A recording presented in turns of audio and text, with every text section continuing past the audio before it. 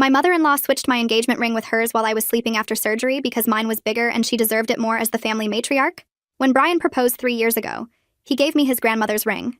Not his mom's mother, his dad's mother who passed before Brian was born. It was a 2.5-carat diamond from 1952, worth about $40,000. His dad had kept it in a safe for decades, waiting to give it to Brian when he found the right person. Brian's mom, Linda, had a smaller ring, maybe half a carat, simple gold band. She'd always make comments about it when we visited. How Brian's dad was just starting his business when they married, so he couldn't afford much. How she sacrificed so much for the family. How some women got lucky with generous husbands. I'd catch her staring at my ring during dinners. She'd ask to see it up close, turn it in the light, sigh loudly, then look at her own ring with this sad expression. Brian told me to ignore it, that his mom had always been dramatic about money. 2 months ago, I had my appendix removed. Emergency surgery, I was in the hospital for 3 days. Linda volunteered to stay at our house to take care of our cats. Brian was grateful since he wanted to stay with me at the hospital. She had our spare key, knew the alarm code. We trusted her completely. When I came home, I was exhausted and on pain medication. Didn't notice anything wrong for 2 days. Then when I went to put my ring back on, it felt different, lighter. The band was thinner. I looked closer and realized it wasn't my ring. It was Linda's ring. Her small diamond, her worn gold band, even her inscription inside that said, "Forever yours." I woke Brian up immediately. He said I must be confused from the medication. But I knew my own ring. I'd worn it every day for 3 years. I knew every angle of that diamond, every detail of the setting. We searched everywhere. Every drawer, every surface, the safe where we kept important documents. Nothing. Brian called his mom to ask if she'd seen it while she was watching the house. She said no, acted concerned, even offered to come help us look. She arrived within an hour wearing gloves because she said she was gardening, but it was November and 40 degrees outside. She helped us search for 2 hours, suggesting maybe I'd lost it at the hospital or it fell down a drain. The whole time, she kept her gloves on. Never took them off once. Even when Brian offered her coffee, she drank it with gloves on. That's when I knew. I asked to see her hands. She said they were dirty from gardening. I asked again. She got defensive, said I was being weird, that I should focus on finding my ring instead of harassing her, said the medication was making me paranoid. Brian was confused but backed me up, asked his mom to just show us her hands to calm me down. She refused and tried to leave. Brian blocked the door. She started yelling that we were holding her hostage, that she'd call the police. Brian said, "Great, call them. We'll report the missing ring." Finally, she pulled off the gloves. My ring was on her finger. My grandmother-in-law's too. 5-carat diamond on her wrinkled hand. The diamond caught the light and threw rainbows on the wall, something I'd watched it do 1,000 times on my own hand. She immediately started crying, saying she just wanted to try it on, that she'd been planning to put it back, that she deserved to wear it for a while after everything she'd done for this family, raising Brian, supporting her husband's career, hosting every holiday for 30 years. She said I'd only been around for 4 years and hadn't earned such a precious family heirloom yet. Brian was silent for a full minute, just staring at his mother's hand with my ring on it. Then he said, "Give it back. Right now." She refused. Said possession was 9/10 of the law. That she'd worn it for 2 weeks, so it was hers now. That his grandmother would have wanted her to have it. Not some girl Brian had only known for 4 years. She actually said I hadn't earned it yet. That I needed to prove myself to the family first. That's when Brian lost it. He told her she had 1 minute to return the ring or he'd call the police for theft.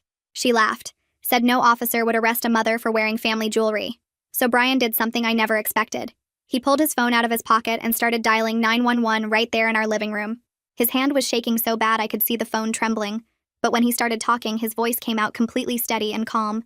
He told the dispatcher there was a theft in progress at our address, that his mother had stolen a $40,000 ring and was refusing to return it. Linda's whole face changed in like 2 seconds, going from that smug look she'd had to actual shock. Her mouth fell open and she just stared at Brian like she couldn't believe what he was doing, like she'd never considered for 1 second that her own son would actually call the cops on her. She started screaming that he was betraying his family, that she raised him better than this, that his grandmother would be so ashamed of him right now for choosing some girl he barely knew over his own mother.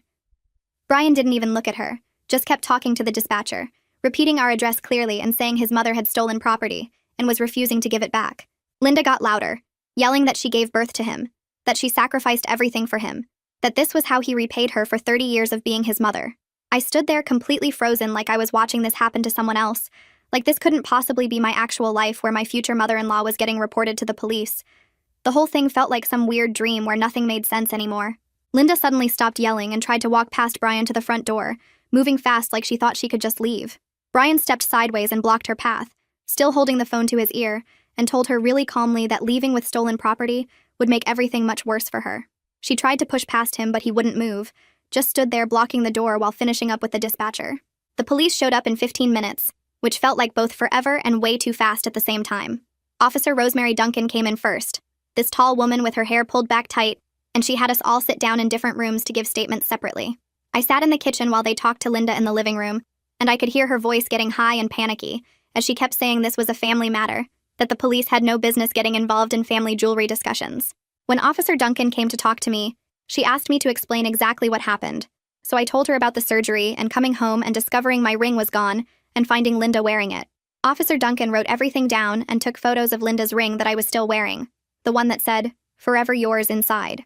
Then she went back to talk to Linda again, and I heard her explaining that theft is theft, no matter who takes something, that family relationships don't change the law. Linda started that whole speech again about deserving something beautiful after everything she sacrificed, how she hosted every holiday and supported her husband's business and raised 2 sons, how she earned the right to wear nice jewelry. Officer Duncan just nodded and took notes, and then asked Linda to remove the ring so she could photograph it.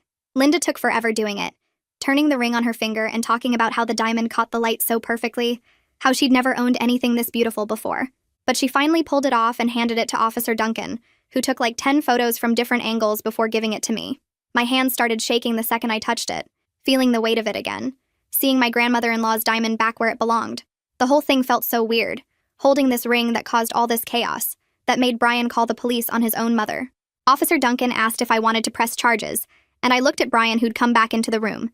His face was so pale he looked almost gray, but he nodded once, firm and sure, and I told Officer Duncan yes. That's when Linda got arrested for real. Officer Duncan pulled out handcuffs and told Linda to stand up and put her hands behind her back, reading her rights while Linda just stood there looking shocked. Then Linda started screaming at Brian that he was dead to her, that she would never forgive this betrayal as long as she lived, that he was choosing a 4-year relationship over the woman who gave him life. She kept yelling as the officers walked her toward the door, her voice getting higher and more desperate, saying he'd regret this. Family was supposed to be forever. Brian just watched her go without saying anything at all, his face completely blank like he'd shut down inside. After the police car pulled away with Linda in the back, Brian walked to the couch and sat down and stared at our blank TV screen. He didn't move for 20 minutes, just sat there staring while I sat next to him holding my ring, neither of us able to find any words for what just happened.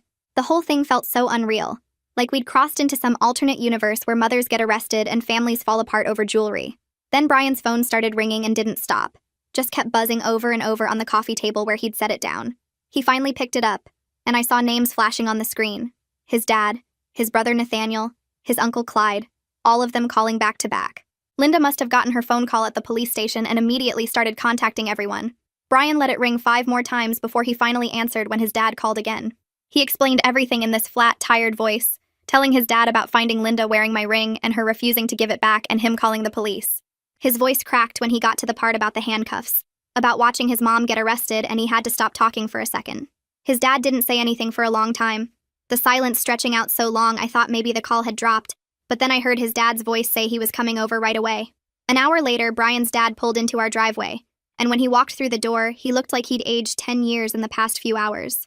His face was gray and his shoulders slumped forward like he was carrying something heavy on his back. He walked straight to me and took both my hands in his and said he was so sorry for what Linda did, that he never thought she would do something like this.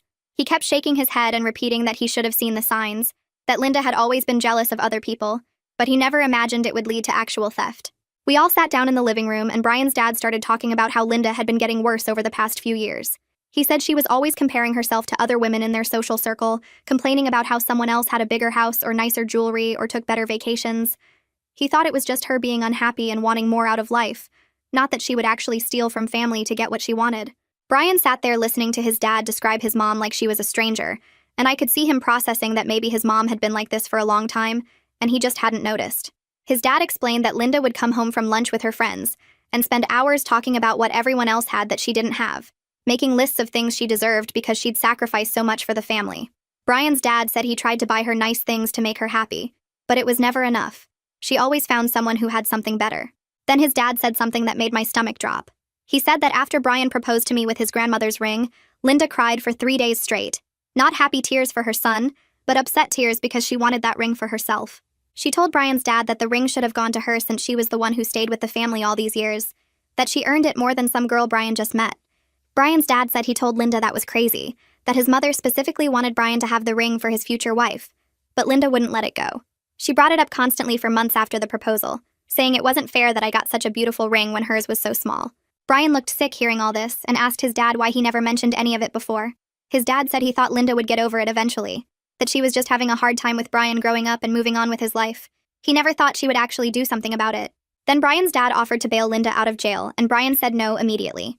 Brian told his dad that Linda needed to face real consequences for once, instead of everyone making excuses for her behavior and letting her get away with things. His dad looked hurt by that, but he didn't argue, just nodded slowly and said, maybe Brian was right. He admitted that he'd been enabling Linda's behavior for years, smoothing things over whenever she got upset or jealous, buying her things to make her happy instead of addressing the real problem. Brian's dad left around midnight and Brian and I went to bed, but neither of us could sleep. We just lay there in the dark staring at the ceiling, both of us trying to process what happened. I kept thinking about Linda's face when Brian called the police. That look of total shock when she realized her son would actually hold her accountable for stealing. She genuinely believed that being his mother meant she could do whatever she wanted without consequences. Brian was awake too, and I could hear him breathing funny like he was trying not to cry. The next morning, I texted my best friend Ophelia and told her everything that happened, and she came over within an hour. Ophelia was absolutely mad on my behalf, pacing around our living room and saying she couldn't believe Linda actually stole my ring. She pointed out that Linda must have planned this for weeks, maybe even months. Linda volunteered to watch our house specifically when I was having surgery, knowing I'd be too out of it to notice the switch right away. Ophelia said Linda waited until I was at my most weak and took advantage of the situation, which made the whole thing even worse. Brian called a family lawyer that morning, someone named Edith Conway, who his dad had used for business stuff before. Edith specialized in theft cases, and when Brian explained the situation, she got very serious. She said that because the ring was worth over $40,000, this was grand theft, which is a major crime. Linda could face actual prison time if she was found guilty, not just probation or community service. Edith asked a lot of questions about the ring and where it came from, and Brian explained how his grandmother had the ring made in 1952, how his dad kept it in a safe for decades, waiting to give it to Brian for his future wife. Edith said this established very clear ownership, and that Linda had absolutely no legal claim to the ring whatsoever. She said the fact that Linda wore it for 2 weeks and refused to give it back when caught made the case even stronger because it showed intent to permanently take the ring.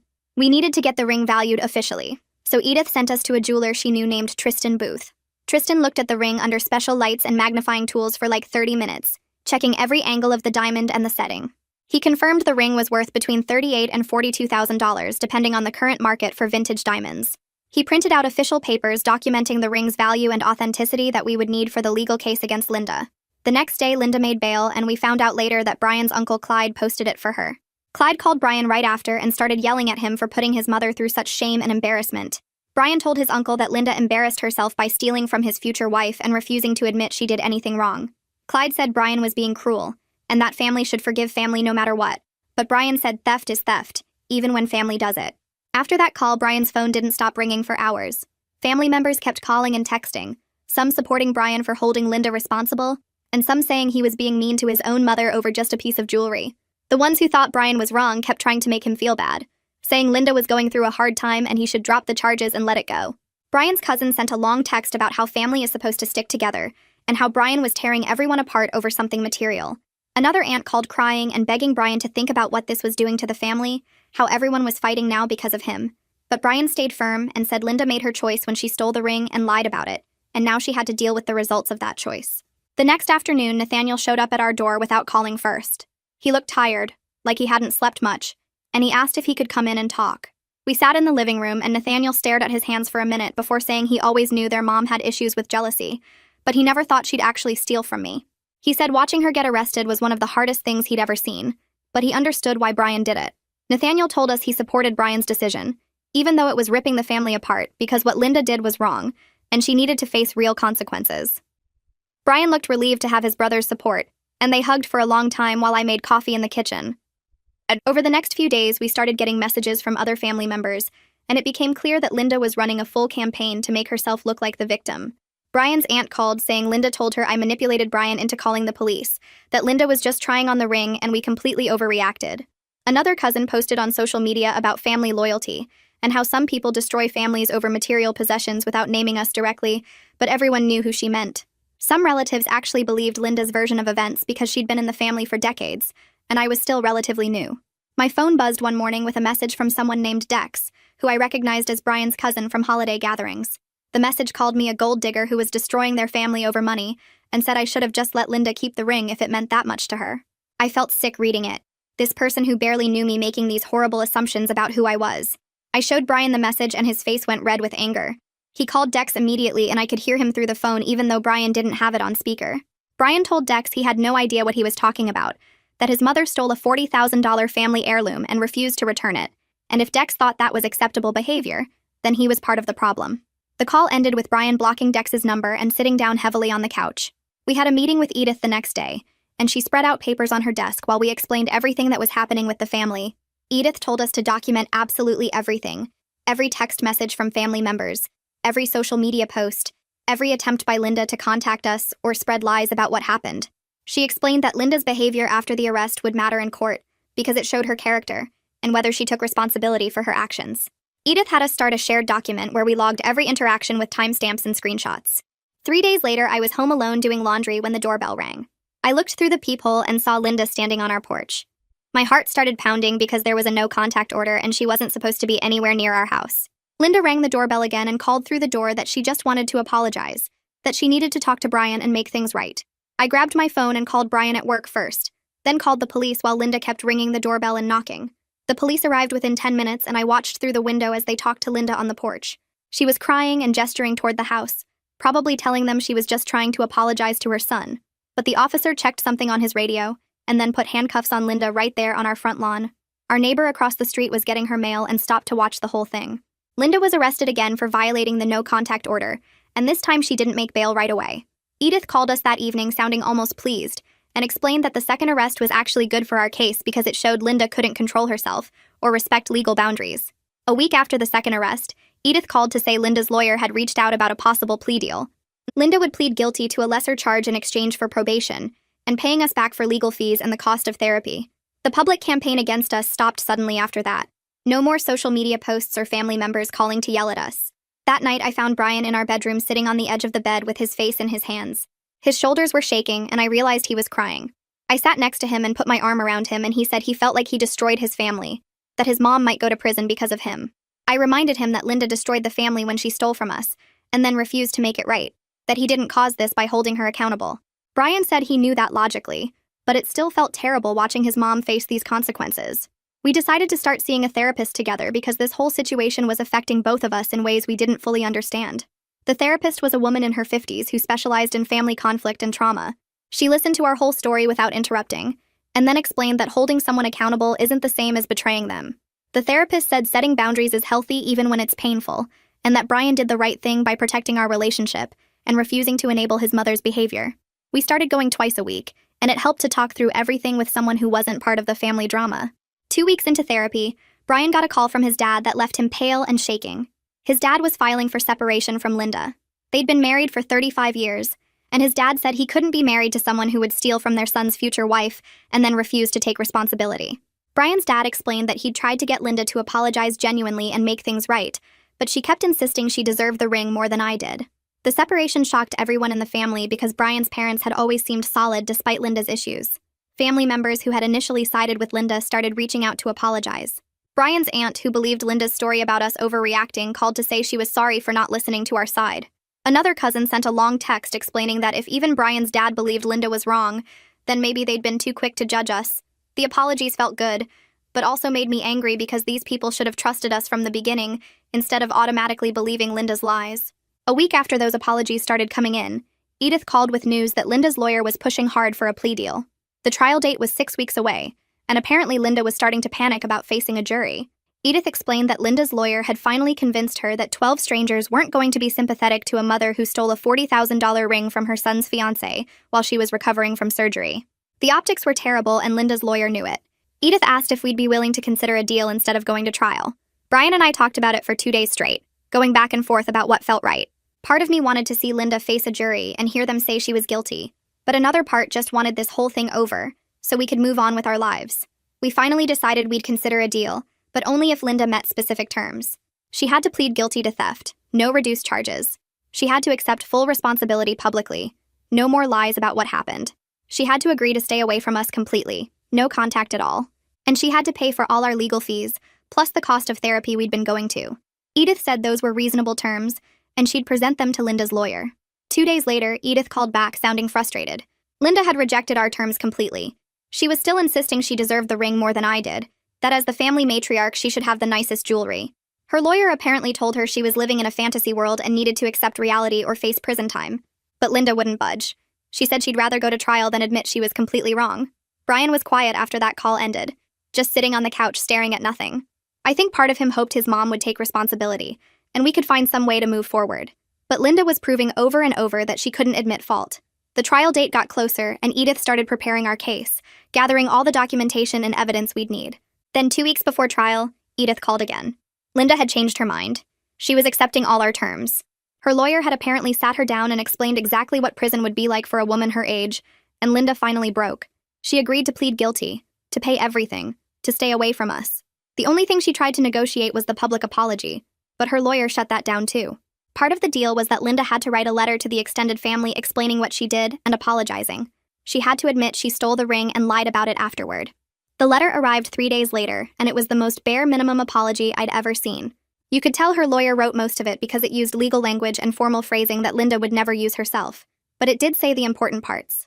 That she took my engagement ring without permission while I was recovering from surgery. That she wore it for 2 weeks claiming it was hers. That she refused to return it when confronted. That she lied to family members about what happened. The letter went out to everyone in Brian's extended family, and the responses started coming immediately. Brian's aunt called crying and apologizing for believing Linda's version of events. 2 cousins sent long texts saying they should have trusted us from the beginning. Even Brian's uncle, who'd posted bail for Linda, called to say he was sorry for enabling her behavior. It felt good to be believed finally, but also frustrating that it took a legal confession for people to trust us. The plea hearing was scheduled for a Thursday morning at 9. Brian and I got there early and sat in the courtroom waiting, both of us nervous even though we knew what was going to happen. Linda arrived with her lawyer looking smaller somehow, like she'd shrunk in the past few months. She didn't look at us, just kept her eyes forward. The judge came in and everyone stood. Then Linda had to stand before the judge and state her plea. She said guilty to theft in the 3rd degree. The judge asked her to explain what she did, and Linda had to say out loud that she stole my engagement ring while I was recovering from surgery and wore it for 2 weeks claiming it was her own ring. Her voice was barely a whisper, but everyone in the courtroom heard it. The judge gave her 2 years probation, 200 hours of community service, and ordered her to pay restitution for our legal fees and therapy costs. It came out to about $15,000 total. Linda's face went red, but she nodded and signed the paperwork. After the hearing ended, Linda walked past us in the hallway without making eye contact. Her whole face was tight with anger and embarrassment. She looked like she wanted to say something, but her lawyer had his hand on her arm steering her toward the exit. Brian watched her go, and I saw his face change, saw him processing something painful. Later that night, he told me he was grieving the mother he thought he had versus the person she actually turned out to be. He said he'd always known his mom could be difficult, but he never imagined she'd steal from us and then refuse to take responsibility until she was facing prison. 3 days after the hearing, Brian's dad called to say he'd finalized the separation and moved into his own apartment across town. He asked if he could come over to talk, and we said yes immediately.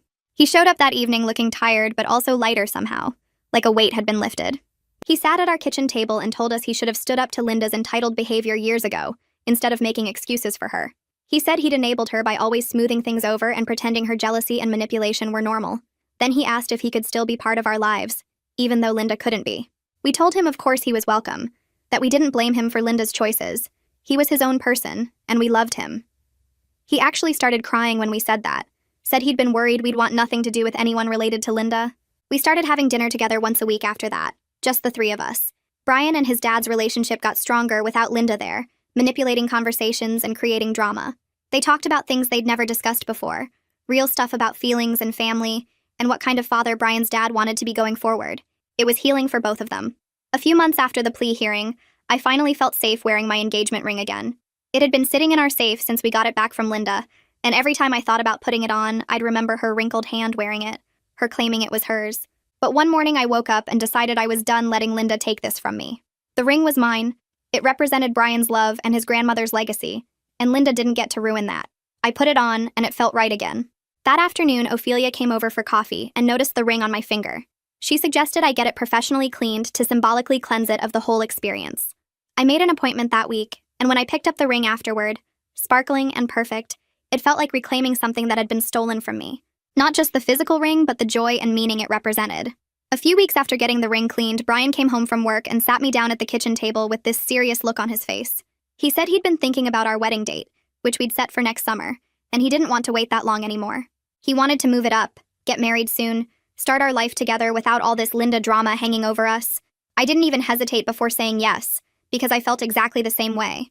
We'd been engaged for 3 years already, and waiting another year just felt wrong after everything we'd been through. Within a week, we had a new date picked, just 2 months away, and started planning a much smaller wedding than we'd originally imagined. We made a list of everyone who'd actually supported us through the theft and court case, people who believed us from the start and didn't try to guilt us into dropping charges. The final guest list had about 30 people on it, including Brian's dad, Nathaniel, Ophelia, a few close friends, and the family members who'd stood by us.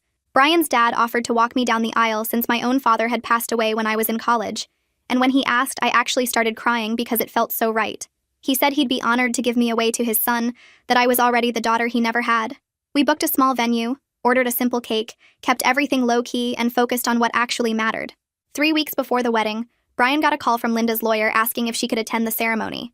The lawyer said Linda promised to behave herself, sit in the very back, not cause any scenes, just wanted to watch her son get married. Brian didn't even pause to think about it before saying no. He told the lawyer that Linda lost the privilege of being at our wedding when she stole from us, and refused to take responsibility until she was facing prison time. The lawyer tried to argue that Linda was still his mother, and this was a major life event. But Brian said some actions have permanent consequences, and this was one of them. He hung up, and I asked if he was okay with that decision. He said he was completely sure that letting Linda come would just give her another opportunity to make the day about her drama instead of about us. The wedding day arrived, and it was perfect in every way that mattered. Small ceremony in a garden. Everyone who came actually wanted to be there and supported our relationship. No tension, no drama, no one whispering about family conflict in the corners. Nathaniel was Brian's best man and gave this speech during the reception about how proud he was of his brother for standing up for what was right, even when it meant going against their mother. He said Brian had shown him what real integrity looked like, choosing honesty and respect over family pressure and guilt. Several people were crying by the end of it, including Brian's dad, who kept wiping his eyes with his napkin. Brian and I danced to our song, and I kept thinking about how this was exactly what our wedding should be, surrounded by people who genuinely loved us instead of people who came out of obligation. We left for our honeymoon the next morning, flew to a beach resort in Mexico where we could just disconnect from everything. Brian finally relaxed for the first time in months. I could see the tension leaving his shoulders as we sat on the beach watching the sunset that first evening. We talked about boundaries and how we'd handle family going forward, agreed that Linda wouldn't be part of our lives unless she showed genuine change through actions, not just words. Brian said he was open to reconciliation someday if his mom actually took full responsibility and made real amends, but he wasn't going to hold his breath waiting for it. We decided that any future kids we had wouldn't know Linda unless she proved she could respect basic boundaries and treat people with honesty. It felt good to make these decisions together, to know we were on the same page about protecting our family.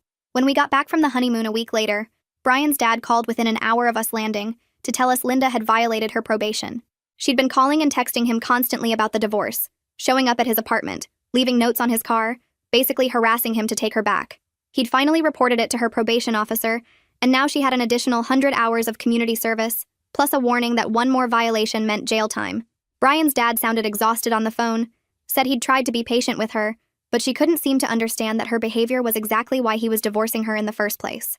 2 weeks after that, Brian's dad officially filed all the divorce papers, made it clear he was done trying to work things out. He told us that Linda's continued inability to take responsibility for anything proved she hadn't learned a single thing from the court case or probation. Several family members who'd initially defended Linda and tried to get us to drop charges now openly supported the divorce, saying they'd seen enough of her refusing to change or accept consequences. Brian's uncle, who'd posted her bail, even apologized to us for not believing how serious the theft was at the time. 6 months after the whole theft happened, we were settling into married life and building our own traditions that didn't include Linda at all. We hosted Thanksgiving at our house with Brian's dad, Nathaniel, and a few friends, made new recipes instead of Linda's usual dishes, laughed, and enjoyed ourselves without walking on eggshells. Brian still had moments where he'd get sad about losing his mom, usually late at night when he couldn't sleep, but he told me he also felt free in a way he never had before. He said he'd spent his whole life managing his mom's moods and expectations, always trying to keep her happy, and now he could just be himself without that constant pressure. Around month 7 of being married, I took 3 pregnancy tests in one morning, because I couldn't believe they were all showing positive. Brian came home from work and I just handed him the tests without saying anything, watched his face go from confused to shocked to absolutely thrilled in about 5 seconds.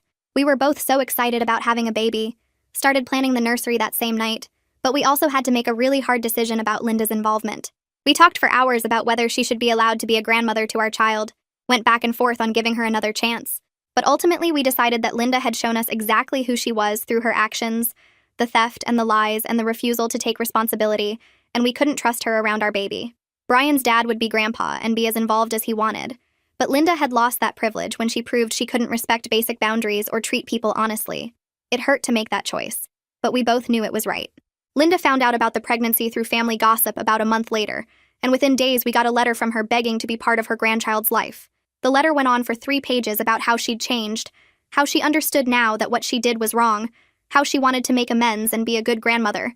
But mixed in with all the apologies were these subtle digs at me, comments about how she hoped I'd be a good mother despite my tendency to overreact, how she trusted Brian would make sure the baby knew their full family history, how some mistakes were blown out of proportion by people who didn't understand family dynamics.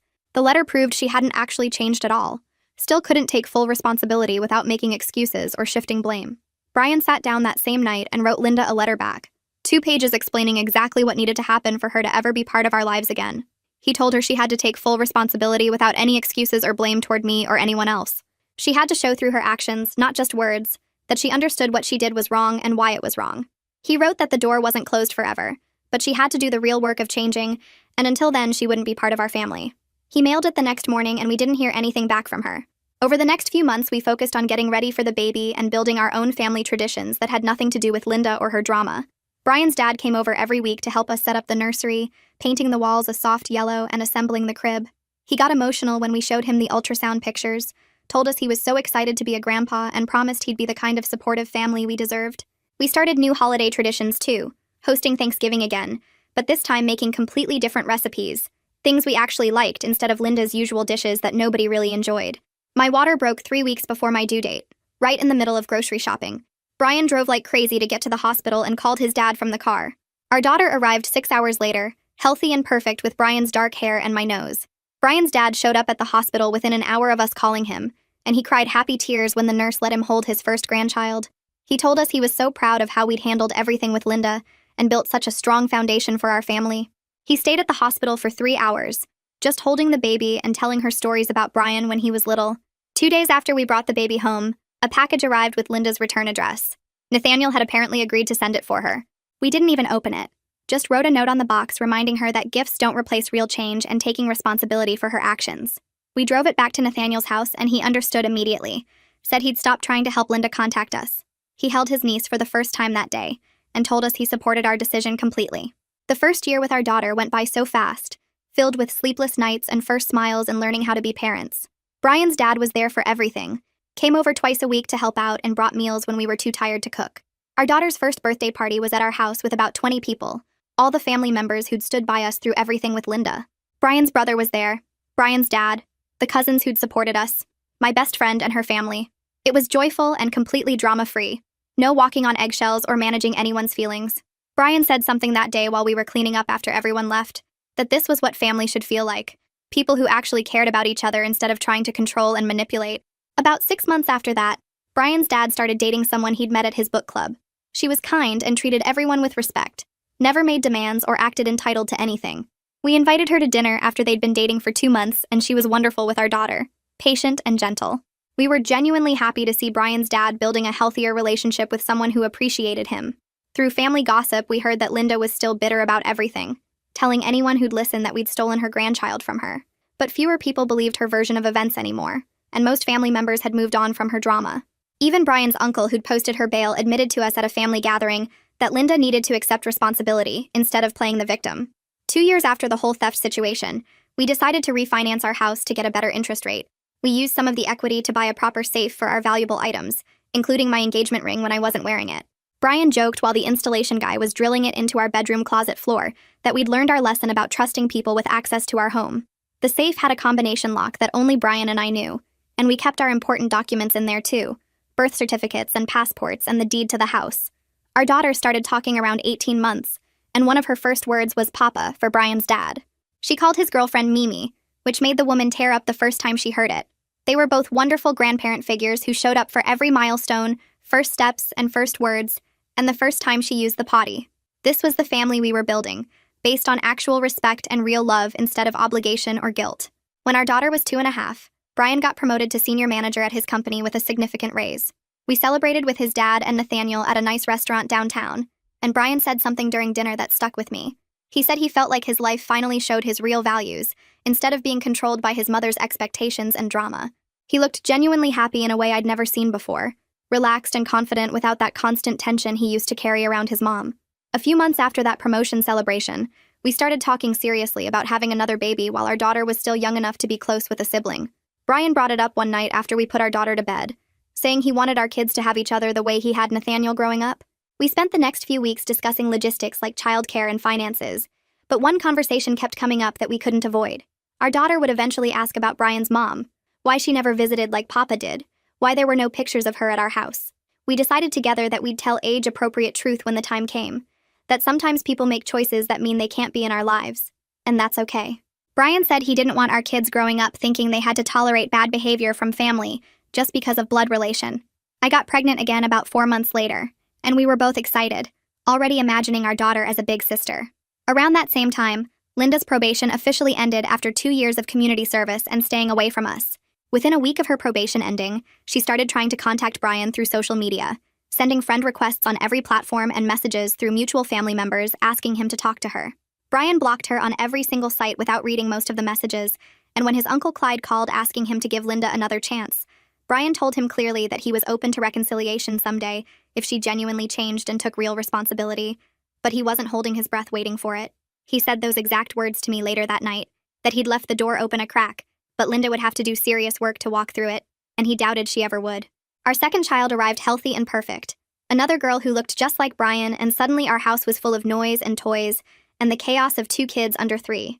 The years flew by faster than I could track, filled with sleepless nights and first steps and preschool drop-offs and family dinners with Brian's dad and his girlfriend, who eventually became his wife.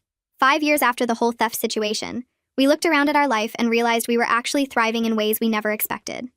Brian had advanced to director level at his company. I'd gotten promoted twice at my job.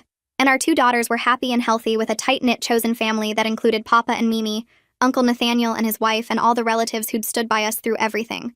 The ring sat in our safe most days because I didn't wear it much anymore with 2 small kids who grabbed at everything. But sometimes I'd take it out and put it on for special occasions, and when I did, I'd remember how Brian chose our relationship over his mother's manipulation. That choice had built the foundation for everything good in our lives now. Life settled into a comfortable rhythm where we barely thought about Linda anymore, except when family occasionally brought her up at gatherings. We heard through the gossip chain that she was still bitter, still telling her version of events to anyone who'd listen, but most people had moved on and stopped engaging with her drama. We built exactly the kind of family we wanted, one where people treat each other with respect and face real consequences when they don't. Our kids were growing up watching healthy boundaries in action, seeing that love doesn't mean accepting bad behavior, and that felt like the best outcome we could have hoped for from such a painful situation.